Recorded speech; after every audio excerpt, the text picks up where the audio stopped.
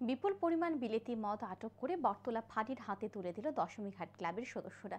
জানা যায়, রবিবার রাতে একটি মারুতি গাড়িতে করে বিপুল পরিমাণ বিলেতি মদ বটতলা থেকে নিয়ে যাওয়ার সময় দশমীঘাট ক্লাবের সদস্যরা সন্দেহজনক গাড়িটিকে আটক করে। পরবর্তী সময় খবর দেওয়া হয় বটতলা ফাঁড়িতে। বটতলা ফাঁড়ির ওসি জানান, বটতলা ফাঁড়ির পুলিশ ঘটনাস্থলে গিয়ে গাড়িটিতে তল্লাশি চালানোর পর শতাধিক বোতল বিলেতি মদ উদ্ধার হয়। একই সাথে আটক করা হয় গাড়িতে থাকা দুজনকে। ধৃতরা হলো মদন সরকার ও আকাশ সরকার। তাদের বাড়ি লঙ্কামোড়া এলাকায়। বিলেতি মদগুলি বটতলা থেকে লঙ্কামোড়া এলাকায় নিয়ে যাওয়া হচ্ছিল।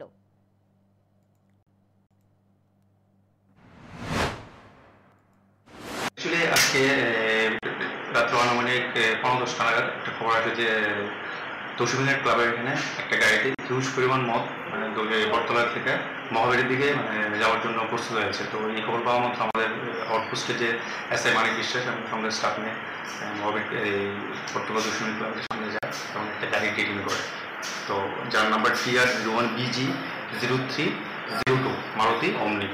তো গাড়িটার মধ্যে যখন তল্লাশি করা হয়, তল্লাশি করে বিপুল পরিমাণ বিভিন্ন ব্র্যান্ডের বিয়ার এবং বিভিন্ন ব্র্যান্ডের অন্যান্য যে লিটার এগুলো পাওয়া যায়।